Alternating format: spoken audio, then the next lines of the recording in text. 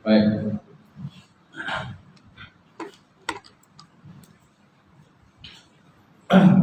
Menggunakan kuliah kita pada malam ini dengan kita sama-sama membaca umum kitab ila hadratin Nabi Muhammad Mustafa Rasulullah sallallahu alaihi wasallam wa ala kiram ashabidhum fa'inahum fatihah. A'udzu billahi minasyaitonir rajim. Bismillahirrahmanirrahim. Alhamdulillahi rabbil alamin. Ar-Rahmanir Rahim. Maliki yaumiddin. Iyyaka na'budu wa iyyaka nasta'in. Ihdinas siratal mustaqim. Shiratal ladzina an'amta 'alaihim ghairil maghdubi 'alaihim waladdallin. Amin. Assalamualaikum warahmatullahi wabarakatuh. Alhamdulillahilladzi nahmaduhu wa nasta'inu wa nastahdi wa na'udzu billahi min shururi anfusina wa min sayyiati a'malina may yahdihillahu fala mudilla lahu wa may yudlil fala hadiya lahu. Asyhadu an la ilaha illallah wahdahu la syarika lahu wa asyhadu anna Muhammadan 'abduhu wa rasuluh. Allahumma shalli wa sallim ala Sayyidina wa nabiyina wa habibina wa maulana Muhammad wa ala alihi wa sahbihi ajma'in. Allah subhanahu wa ta'ala bil Qur'anil Karim. Ba'udzu billahi minasyaitonir rajim. Bismillahirrahmanirrahim. Innama ya'muru masajidallah man amana billahi wal yawmil akhir wa aqama sholata wa ata zakata wa lam yakhsha illallah. Fasa ulaka yakunu minal muhtadin. Maksudnya hanya saja orang-orang yang memakmurkan rumah-rumah Allah Subhanahu wa taala. Itulah orang-orang beriman dengan Allah dan juga akhirat. Serta mereka itu mendirikan sembahyang dan menunaikan zakat. Dan mereka tidak takut hanyalah kepada Allah Subhanahu wa taala. Mudah-mudahan mereka mendapat hidayah petunjuk daripada Allah. Qala Nabi sallallahu alaihi wasallam, "Man yuridullahu bihi khairan yufaqihu fid-din." Maksudnya barang siapa dikehendaki oleh Allah Taala akan kebajikan dan sehingga pemahaman di dalam agama. Yang dihormati silakan Tuan-tuan Imam, seterusnya Tuan Bilal, kemudian Tuan Sia, kemudian pengurusi masjid, dan kawasan masjid, Tuan-tuan Haji, Tuan-tuan Hajah, sedang jemaah muslimin, muslimat, mukminin, mukminat. Alhamdulillah kita banyakkan puji dan syukur kepada Allah Subhanahu wa taala kerana dengan limpah kurnia dan rahmat daripada Allah. Dan lagi kita dapat pada malam ini. Mudah-mudahan temuan kita insya-Allah akan diberkati Allah Taala. Baik. Jadi malam ni kita baca Mastika Hadis kan? Mastika Hadis. Sampai buku surat?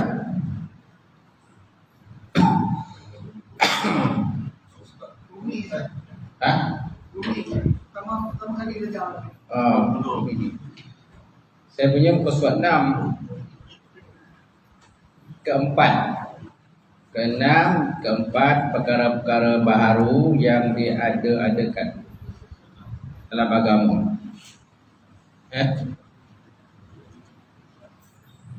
Surat 6.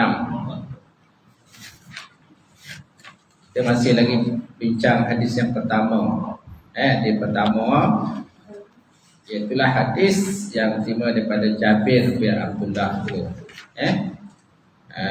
Iaitu Nabi bersabda, yang maksudnya daripada Jabir, pernah Rasulullah SAW apabila berpidato merah menyala matanya, lantang suaranya dan bersangatan marahnya, sehingga seolah-olah baginda seorang pemberi amaran yang menyatakan kepada anggota tentera tentang kedatangan musuh. Maksudnya kedatangan musuh. Dengan kata Nabi, berkata Rasulullah, bahawa musuh akan datang menyerang kamu pada pagi-pagi hari dan mungkin pada waktu petang. Serta baginda bersabda, masa aku diutuskan dan masa berlakunya kiamat seperti dua jari ini. Lalu baginda menyatukan kedua jari tangannya Nabi SAW, iaitu jari tunjuk dan jari tengah. Serta baginda bersabda lagi, ketahuilah selain daripada itu, muka surat 2 terjemahan tu, maka sebenar-benar perkataan ialah kitab Allah. Kemudian sebaik-baik jalan pimpinan ialah jalan pimpinan Muhammad SAW. Dan sebaliknya sejahat-jahat perkara ialah perkara yang baharu yang diada-adakan dalam agama. Sedang tiap-tiap perkara baharu yang diada-adakan agama itu adalah bid'ah. Tiap-tiap bid'ah sesat. Kullu bid'atin dhalalah, kullu dhalalatin finnar. Dan baginda bersabda lagi, aku adalah berhak menolong tiap-tiap seorang mukmin lebih daripada ia menolong diri sendiri. Siapa yang meninggalkan harta benda, maka itu adalah untuk waris-warisnya. Dan siapa yang meninggalkan hutang atau orang yang kehilangan tempat bergantung, maka terserahlah kepada aku menjaganya, dan akulah yang menanggung hutangnya. Rawah Muslim dan lain. Itu makna hadis lah. Jadi malam ni tidak nombor 6 tu, keempat. Keempat. Ada tak ni? Kadang dia mati sendiri. Baik, kita lihat keempat perkara baru yang diada-adakan dalam agama, atau istilah kita bid'ah lah. Berbid'ah. Dimaksud dengan perkara yang baru yang diadakan dalam agama itu ialah perkara-perkara yang menyalahi maksud isi kandungan kitab Allah. Yang menyalahi isi maksud kitab Allah, sunnah Rasulullah SAW, dan juga asal sahabat dan juga ijma' ulama. Cuba tak? Saya punya Jawi kan Rumia. Sama kan? 4. Saya punya 6. Tak ramai yang boleh Jawi. Suruh ya. Jadi perkara-perkara baru yang demikian itu adalah bid'ah, yang merupakan jalan baharu yang menyeleweng dari jalan yang sebenar.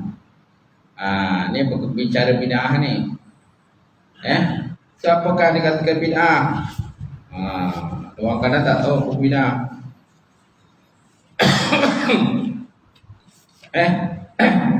Bid'ah segi bahasa ialah perkara baru yang tidak pernah dilakukan sebelumnya. Itu segi bahasa lah. Perkara baru yang tak pernah dilakukan sebelumnya. Kemudian dari segi istilah, dia dapat dua pendekatan ulama. Kalau istilah ada dua. Yang pertama, dia bermakna umum. Yang kedua bermakna khusus. Pertama bermakna umum, yang kedua bermakna khusus. Ini pendekatan daripada Imam Syafi'i, Imam Ghazali, kan? Imam Izzuddin Ibn Salam, Al-Hafiz Imam Nawawi, Al-Hafiz Imam Badruddin Aini Al-Hanafi dan ramai lagi lah. Jadi makna bid'ah tu dia konteks bid'ah ni umum. Terdapat dua makna. Sedangkan yang separuh lagi, ini pendekatan yang kedua, ini dia makna khusus. Seperti Imam Ibn Rajab Al-Hambali. Bukan Imam Rajab ni. Kemudian Al-Hafiz Ibn Hajar Asqalani. Kemudian Ibn Hajar Haytami. Kemudian Al-Hafiz Imam Ibn Amir Al-Syanani dan juga lain-lain lah. Kalau pandangan daripada Izzuddin Ibn Salam menyatakan bahawa bid'ah itu fi'lun ma lam yuhad fi asri Rasulillah sallallahu alaihi wasallam. Perkara ataupun perbuatan sesuatu yang tak pernah dibuat pada zaman Rasulullah sallallahu alaihi wasallam. Jadi takrif ni umum. Jadi kalau dia pada takrif ini, semua perbuatan keagamaan yang tidak pernah dibuat pada zaman Nabi lalu dibuat selepas itu, sama ada baik atau tidak, maka dikira bid'ah. Dikira bid'ah. Jika dia baik, disebut bid'ah hasanah. Jika tidak baik, disebut bid'ah dalalah ataupun sayyi'ah. Jadi kalau lihat pandangan pertama ni, maknanya sama ada baik ke tak baik ke, asal benda tu tak pernah laku pada Nabi, maka dikira bid'ah. Dikira bid'ah dah. Ada baik ke tak baik benda tu. Itu pandangan pertama. Sedangkan pandangan kedua, dia kata, contohnya pandangan Imam Ibn Rajab Al-Bali, dia kata ma'urisa mimma la aslalahu fi syariatin yadullu alaihi wa amma ma kana lahu aslun fi syar'i yadullu alaihi falaysa bi bid'atin syar'an wa in kana bid'atin lughatan. Dia kata apa-apa yang baru dibuat tanpa ada dalil syariat yang membolehkannya, adapun jika sesuatu perbuatan baru itu memiliki dasar syariat yang membolehkannya, maka tidak dinamakan bid'ah. Dia tengok kalau ada tak asal syariat dia. Kalau ada dasar syariat dia, mana dibolehkan. Tidak dinamakan bid'ah. Walaupun daripada sudut bahasa memang makna bid'ah. Bahasa bid'ah. Tapi sebabkan ada benda-benda yang pernah dibuat, contohnya sahabat pernah buat kan, dan ada dasar syariat dia, dan Nabi pun tak tegur pun, Nabi bolehkan benda tu, maka tidak dikatakan bid'ah lah. Macam tu. Baik, jadi keterangannya ta'arif ini dia kata lebih khusus, iaitu bid'ah daripada segi syarak semua sesat kerana tak ada dasar daripada syariat. Jika satu benda itu ada dasar, ia tidak dinamakan bid'ah daripada syarak, tapi hanya bid'ah daripada segi bahasa saja. Okey. So, berapakah pembahagian bid'ah ini? Bid'ah terbagi pada dua, bid'ah dalalah dan juga bid'ah hasanah. Dalil di mana? Dalil ni Imam Syafi'i pun pernah cakap. Imam Syafi'i sendiri. Imam Syafi'i ini dahulu daripada Imam Bukhari lagi. Bukhari, Muslim dan sebagainya, dia lagi awal. Imam Syafi'i pun pernah cakap, al-bid'atu bid'atani mahbudatun wa mazmumatun. Fama wafaqa sunnah fahuwa mahmud wa ma khalafaha fahuwa mazmum. Bid'ah ada dua, kata Imam Syafi'i sendiri. Bid'ah yang dipuji dan bid'ah yang dikeji. Apa yang selari dengan sunnah, iaitu syariat, maka ianya dipuji. Maka dipuji. Okey? Dan apa yang bertentangan dengan syariat, maka ianya dikeji. Okay. Kemudian pada ketika lain, beliau juga, Imam Syafi'i juga pernah sebut, dia kata al-muhdasat minal umur darbani. Ma uhdisa yukhalifu kitaban aw sunnatan aw asalan aw ijma'an fahazi bid'atun dhalah. Wa ma uhdisa minal ghairi la yukhalifu syai'an min zalika fahuwa muhdatsatun ghairu mazmumatun. Kata Imam Syafi'i juga, dia kata ini dalam manaqib, dalam kitabnya Manaqib Imam Syafi'i, masih pernah sebut perkara-perkara baru itu dua jenis, al-muhdatsat minal umur ad-darbani, ma urisa yukhalifu kitab wa sunnah aw asar aw ijma' bahwa bid'atun dhalah. Apa saja perkara baru yang bercanggah dengan Quran atau sunnah atau asal sahabat atau ijma', maka dikatakan bid'ah sesat. Wa ma urisa minal khairi la yukhalifu syai'an min zalika. Apa yang baru yang dibuat yang termasuk dalam perkara yang baik, yang tidak bertentangan dengan mana-mana 4 perkara tersebut, tak bertentangan Quran, tak bertentangan dengan sunnah, tak bertentangan dengan asas sahabat, tak bertentangan dengan ijma' ulama. Okey? Jadi perkara ini ialah bid'ah yang baru, yang bukan keji. Bukan keji lah. Dia tak termasuk perkara yang keji. Gitu. Boleh kan? Kemudian ada pula ulama membagikan bid'ah itu kepada 5 bahagi. Seperti Imam Izzuddin Abdul Salam, dia membagikan bid'ah kepada 5 bahagi. Taqsim al-khumasi. Yang pertama wajib. Yang pertama bid'ah wajib.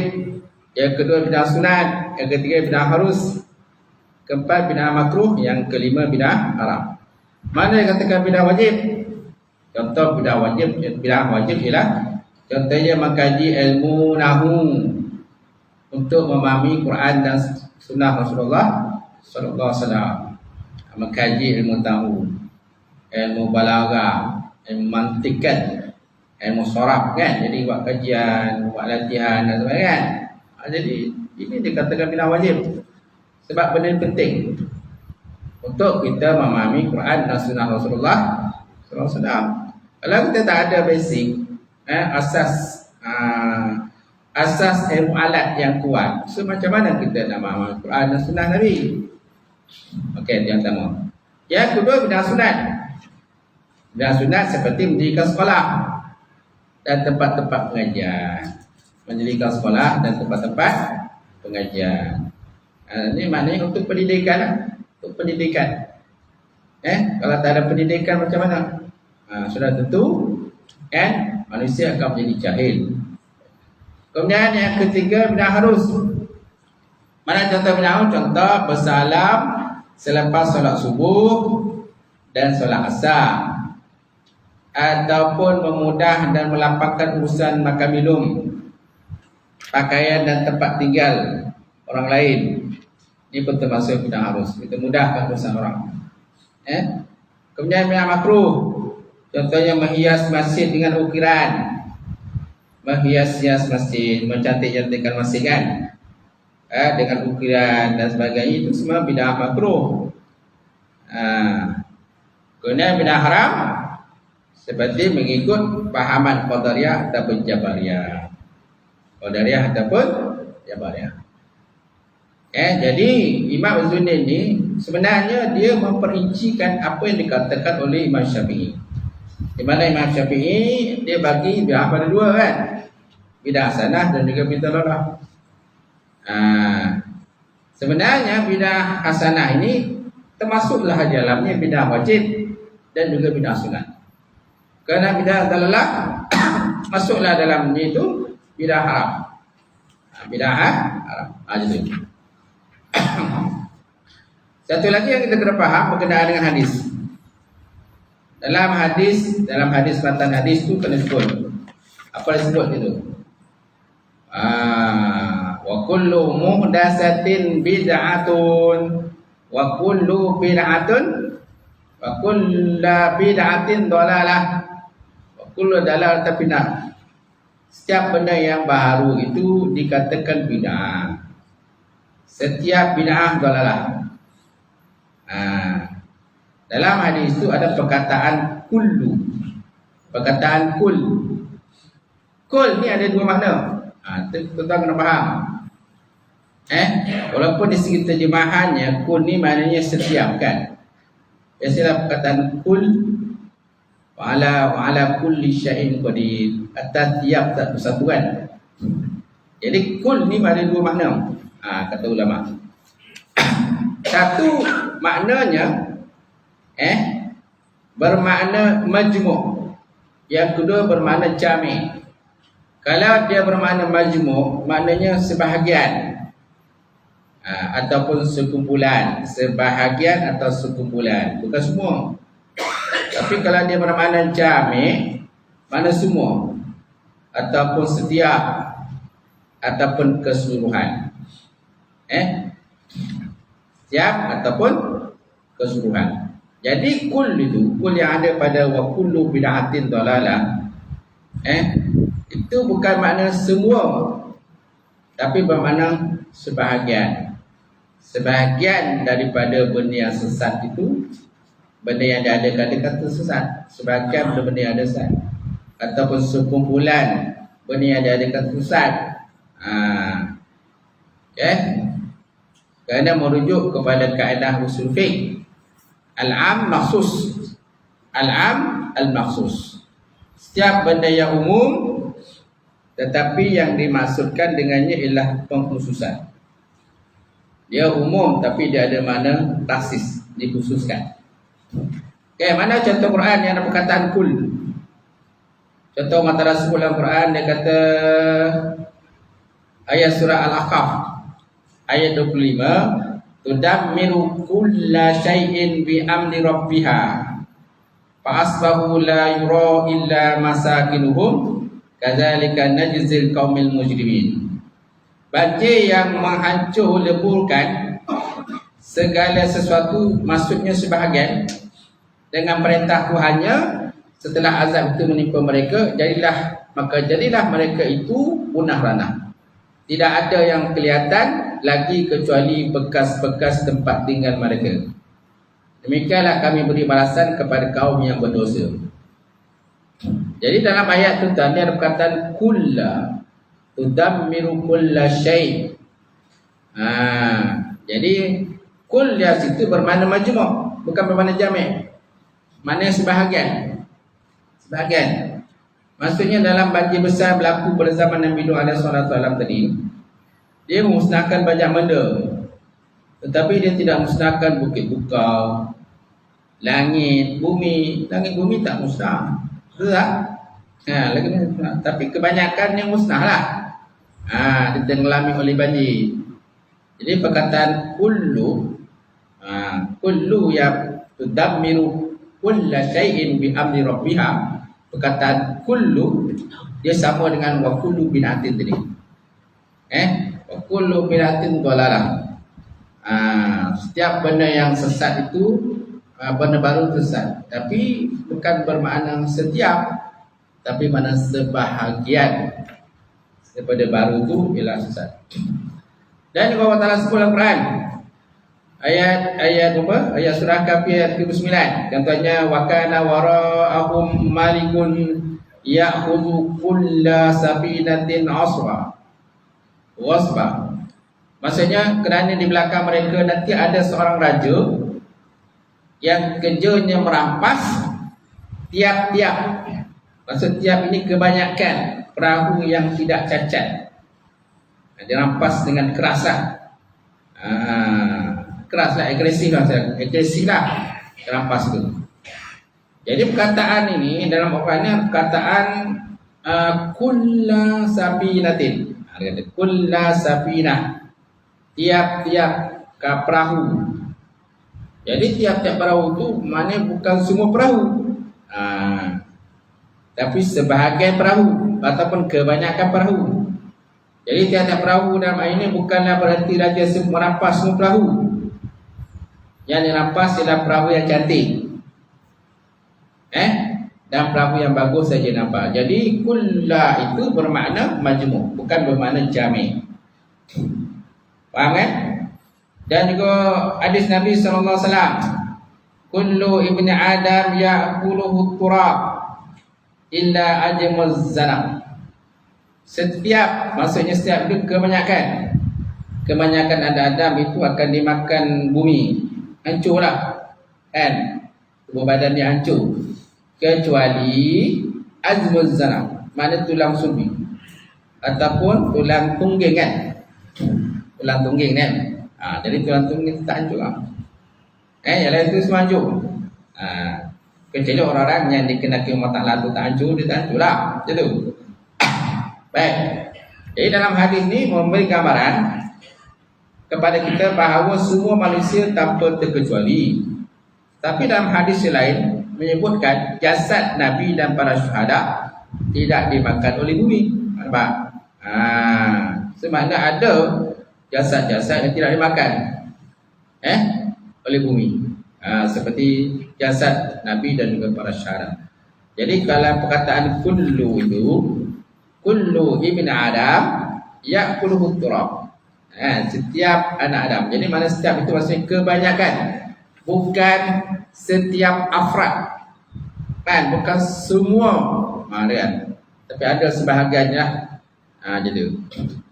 Dan juga di Nabi sallallahu alaihi wasallam, fi habbatis sauda shifaa'un min kulli da' illa sam. Pada habbatus sauda itu, mana biji hitam itu adalah ubat bagi kebanyakan penyakit kecuali mati. Bagi segala penyakit atau segala ni maknanya kebanyakan, bukan semua. Kebanyakan penyakit kecuali mati. Kecuali mati. Boleh tuan? Ini antara bid'ah-bid'ah. Dan pada zaman Nabi pun banyak benda-benda yang sahabat buat, tapi Nabi tak buat pun. Tapi Nabi membenarkan. Contohnya Bilal bin Rabah sentiasa solat sunat wudu ataupun solat sunat mutlak selepas setiap kali mengambil wudu. Sampai kan Nabi SAW pun pernah memuji akan Bilal. Apa kata Nabi pada Bilal? La inni sami'tu dafa na'alaika baina yadayna bil jannah. Sesungguhnya aku telah mendengar di hadapanku bunyi tapak kasaku dalam syurga. Betul tak? Ini dalam benda Nabi tak buat pun, tapi sahabat buat. Okey. Contoh lain, Khubayb al-Adi al-Ansari mendirikan salat 2 rakaat sebelum dibunuh. Abu Hurairah pernah menyatakan bahawa pakana awalu man shalla rakataini innal qabli. Sesungguhnya Khubayb adalah orang pertama yang mengerjakan 2 rakaat salat ketika akan dibunuh. Kemudian ketiga, Rifa'ah bin Rafi' az-Zuki membaca doa selepas iktidal. Ketika Rasulullah SAW menjadi imam salat maghrib dan baginda membaca Sami Allahu liman hamidah. Apa kata Rifa'ah? Rabbana lakal hamdu hamdan katsiran thayyiban mubarakan fi. Rabbana lakal hamdu hamdan katsiran thayyiban mubarakan fi. Rasulullah memuji bacaan Rifa'ah tadi. Kemudian Nabi berkata, inni ra'aitu bid'an wa salasina malakan yabtadirunaha ayyuhum yaktubu awal. Sesungguhnya aku telah melihat 30 malaikat berebut-rebut, berlumba-lumba siapa antara mereka yang paling awal untuk mencatat pahala ujian dari amalan yang dibaca oleh Rifa'ah bin Rafi' az-Zuki. Ini antara contoh lah perkara yang sahabat buat. 3, contohnya apa lagi? Sembahyang tarawih Sembahyang tarawih Nabi tak ada buat berjemaah. Jamaah sembahyang tarawih berjemaah dibuat pada zaman Sayyidina Umar. Pada zaman Sayyidina Umar. Dia tengok Sayyidina Umar tengok masing-masing bersepah-sepah kan sembahyang. Akhirnya Sayyidina Umar pun mengumpulkan para sahabat, lalu sembahyang secara berjemaah. Lalu apa kata Sayyidina Umar? Dia kata nikmatal bid'ah hazi. Nikmatal bid'ah hazi. Alangkah bagusnya bid'ah ini. Alangkah bagusnya bid'ah ini. Maknanya Umar buat sembahyang tarawih secara berjemaah. Kemudian Umar juga pernah berkata berkataan dengan solat duha. Apa Sayyidina Umar kata? Ibnu Umar pernah berkata berkenaan dengan solat duha, bid'atun wa ni'matal bid'ah hadhi hiya. Ini bid'ah, sebaik-baik bid'ah ini seperti ini. Okey, kita fahamlah. Faham kan? Semakna bid'ah ni ada 2, satu bid'ah yang sesat dan satu bid'ah yang baik. Okey. Dan benda-benda ni perkara biasalah diperincikan lah dalam seminar-seminar dan sebagainya berkenaan dengan pembahagian bid'ah. Jadi kita faham dah. Jadi kita tengok balik berkenaan 4 tadi.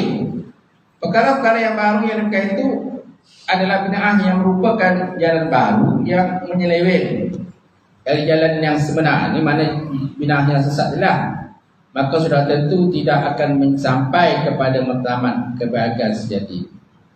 Kebahagiaan yang memang dikenaki ini bukan sahaja dalam kehidupan dunia ini semata-mata, bahkan yang terutama sekali ialah kebahagiaan di akhirat kelak. Dan jalan akhirat itu tidak sesiapa yang mengetahuinya dan tidak akan berhasil dengan cara diagak-agak atau direka-reka sendiri oleh siapapun. Dengan sebab itu, maka perkara-perkara yang menyalahi itu sudah tentu membawa bahaya besar dan balasan yang seburuk-buruk. Ini cerita dia macam Cina yang binah sesat dia dah. Binah yang menyalahi daripada Quran, sunnah Rasulullah SAW, menyalahi pada asas sahabat, menyalahi pada ijma' ulama. Itu binah-binah itu yang maksudnya disebut dalam kitab ini. Sedangkan benda-benda binah yang baik memang digalakkan. Kita buat kata Rasulullah SAW sendiri. Nabi pun pernah sabda, man sanna sunnatan hasanah falahu ajruha wa ajru man amila biha ila yaumil qiyamah. Man sanna sunnatan sayyi'ah falahu wizruha wa wizru man amila biha ila yaumil qiyamah. Barang siapa mengadakan satu sunnah yang baik, maka baginya pahala dan pahala orang yang mengamalkannya tidak akan kurang walaupun sedikit pun. Sebarang siapa mengadakan satu bid'ah yang jahat, sunnah yang jahat, yang tidak elok, maka baginya dosa dan dosa orang yang mengamalkannya dengan tidak dikurang pun sampailah pada hari kiamat. Itu memang pesanan Nabi sendirilah dengan perkara-perkara diadakan itu tadi. Kemudian yang kelima, keadaan Rasulullah SAW dengan orang-orang mukmin. Sebagaimana yang sedia maklum bahawa tiap-tiap orang itu adalah berhak menjaga keadaan diri sendiri lebih daripada orang lain. Tetapi Rasulullah SAW berhak menjaga keadaan siapa orang mukmin lebih daripada orang mukmin itu, menjaga dirinya sendiri. Ini sifat Nabi lah. Nak nyatakan tentang sayangnya Nabi kepada umat baginda Rasulullah SAW. Itu sebabnya umat yang paling ramai besok ialah umat Rasulullah SAW. Nabi nak wafat pun apa Nabi kata? Ummati kan? Ummati. Nabi tak kata zaujati, isteriku, ataupun keretaku, hartaku. Nabi tak sebut macam tu kan. Tapi Nabi sebut ummati. Baik. Jadi Nabi sangat mengambil berat berkenaan dengan umat Rasulullah SAW, dengan umat baginda sendiri. Jadi sebagaimana yang sedia maklum bahawa tiap-tiap orang itu berhak menjaga keadaan diri sendiri lebih daripada orang lain. Tetapi Rasulullah SAW berhak menjaga keadaan setiap orang mukmin lebih daripada mukmin itu sendiri menjaganya. Baik. Mukmin itu sendiri pun kadang-kadang tak boleh tahu tentang diri dia. Sedangkan Nabi mengambil berat tentang umat Rasulullah SAW. Itu sebab Nabi sentiasa bagi nasihat kepada umat baginda Rasulullah SAW. Nabi tak makan pun tak apa. Tak makan pun tak apa, Nabi tak minum pun tak apa, jadi para sahabat makan. Jadi para sahabat minum. Betul? Pernah ada seorang lelaki itu minta selendang Nabi kan? Minta selendang Nabi. Ya Muhammad, bagilah selendang yang ada pada engkau tu. Kerana itu bukan kepunyaan kau. Dia kata, itu kepunyaan Allah. Dia ambil selendang tu, dia gentap lah gitu. Di para sahabat pun ada yang marah lah. Ongin para sahabat. Tapi sama Nabi SAW, relax kan? Relax je. Tenang je gitu. Lalu Nabi pun kan balik ke rumah, Nabi bungkus-bungkuskan selendang tadi, kemudian dibagilah para sahabat tadi. Lelaki yang minta saya gitu. Sampai begitu sekali lah. Mana Nabi kalau tak ada kat dia pun tak apa. Jadi orang yang berkenan tu dia dapatlah apa yang diinginkan. Macam tu. Okey. Saya cakap berkenaan dengan apa tu? Pernah Abu Hurairah kan? Abu Hurairah mengidam susu kan? Ada orang sedekah susu kepada Nabi.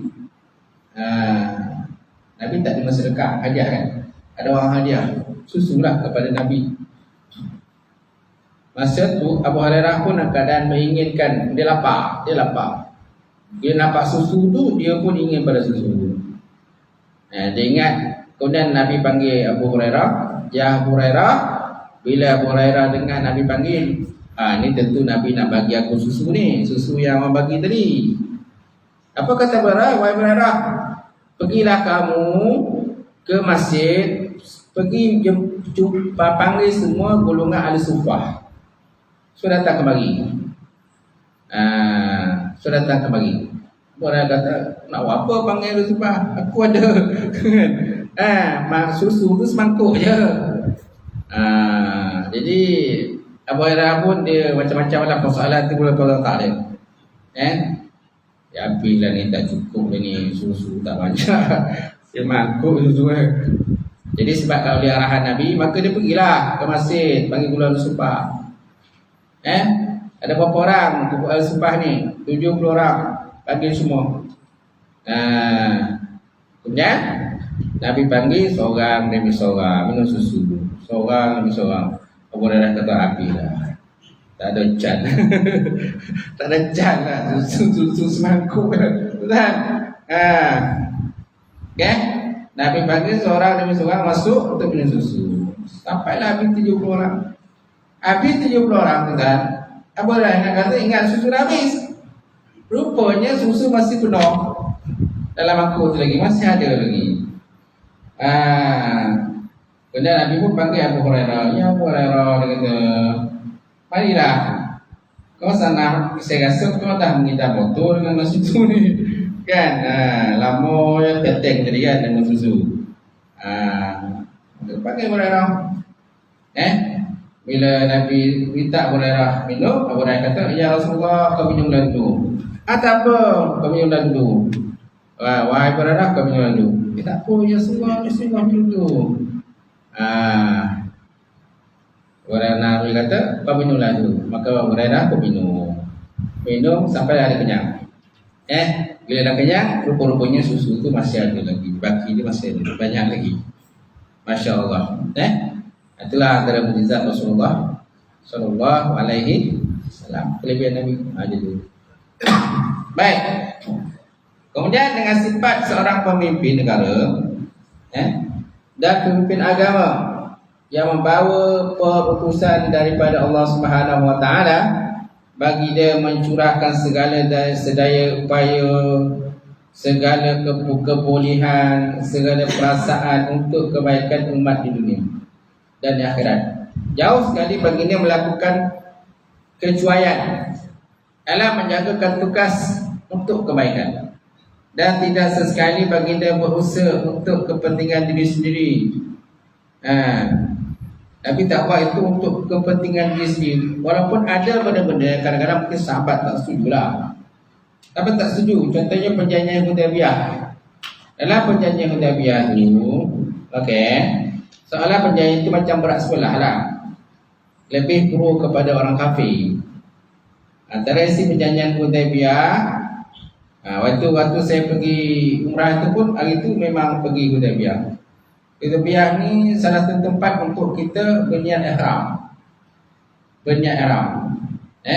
Kalau kita dah berada di Mekah, kan, kita nak buat umrah yang kedua atau yang ketiga, jadi kita kena keluar daripada tanah haram untuk masuk semula kan. Keluar daripada tanah haram, kita tukar daripada baju biasa ke pakai kain ihram, dan kita niat di Hudaybiyah. Niat Hudaybiyah, kemudian kita masuk semula ke Mekah untuk melakukan tawaf yang seterusnya, melakukan umrah seterusnya. Dengan menjalankan tawaf, menjalankan sa'i, kemudian kita bertahlul, kemudian lepaslah perkara-perkara yang yang tak boleh lakukan ketika kita berada dalam rumah ataupun dalam ihram. Okey. Jadi kalau ikut perjalanan Hudaybiyah tu soalan macam ialah Hudaybiyah daripada Mekah ni Madinah jauh. Jadi Nabi dengan para sahabat jalan jauh daripada Mekah ke Madinah, tujuannya untuk mengerjakan umrah pada tahun itu. Tetapi orang-orang kafir tidak membenarkan mereka masuk pada tahun itu. Jadi para sahabat ada yang bengkak, marah macam tu, dan nak perang lah.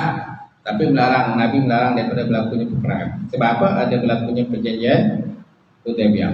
Perjanjian Hudaybiyah. Mana dalam isi perjanjian itu mereka naklah balik semula ke Madinah dan datang pada tahun depan.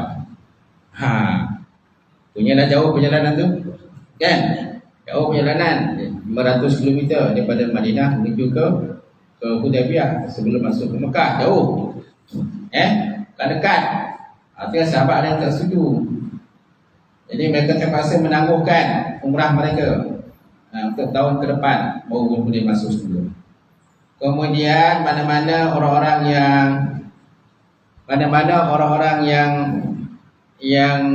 yang lari daripada Mekah ke Madinah, maka orang-orang itu naklah dipulangkan semula. Orang Mekah yang lari ke Madinah yang ditawan, maka itu naklah dilepaskan dan dipulangkan semula ke Mekah. Kemudian mana-mana orang Islam yang dah ditawan di Mekah, orang itu janganlah dipulangkan semula ke Madinah. Okey? Itu antara isi perjanjian kan. Jadi isi perjanjian tu ada yang tak setuju. Tapi walaupun tak setuju macam mana pun, itulah perintah daripada Allah Subhanahu wa taala. Sebab Nabi melakukan keputusan bukan berdasarkan daripada keputusan Nabi sendiri, tetapi dari arahan daripada Allah Subhanahu wa taala. Baik.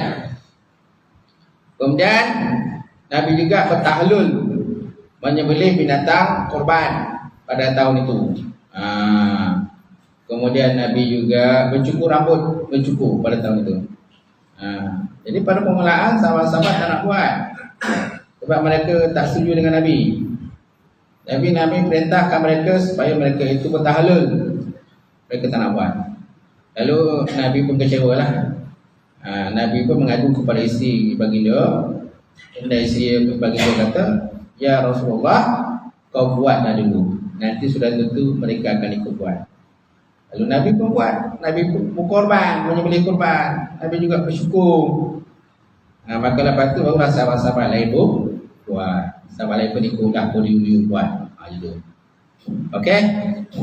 Kemudian di antara cara-cara baginda menjaga kebaikan orang mukmin ialah kesanggupan baginda menjaga orang-orang yang kehilangan tempat bergantung. Ini kesanggupan Nabi. Baginda menjaga orang-orang yang kehilangan tempat bergantung. Contohnya anak-anak yatim ataupun ibu tunggal kan. Mana kehilangan tempat bergantung.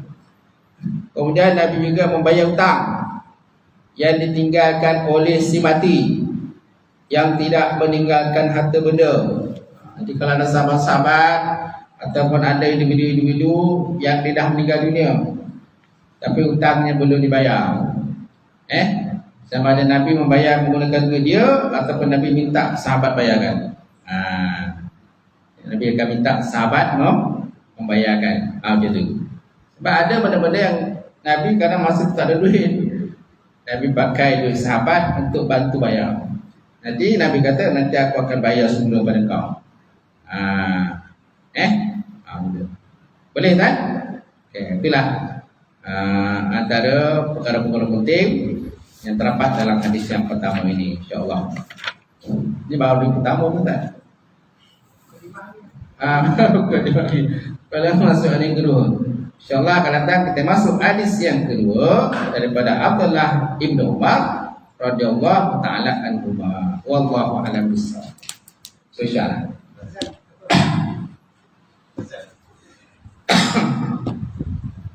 A'udzubillahi minasyaitonir rajim. Bismillahirrahmanirrahim. Alhamdulillahi rabbil alamin. Wassalatu wassalamu ala asyrofil mursalin wa ala alihi wa sahbihi ajmain. Allahumma zidna ilman nafi'an wa yaqinan sadaqah wa 'amalan mutaqabbalan rizqan halalan barakatan katsiran. Wasiyani fatai alim wa inna nabiyuka fi nuri fataka wa ta'arifin. Allahumma fakina bidin, Allahumma fakina bidin. Allahumma ja'al hadza jam'al marhuma wa tabarakana min ba'di tabaraka maksuma. Rabbana atina fid dunya hasanah wa fil akhirati hasanah wa qina adzabannar. Subhana rabbika rabbil izzati amma yasifun wa salamun alal mursalin walhamdulillahi rabbil alamin. Qabbalallahu minkum.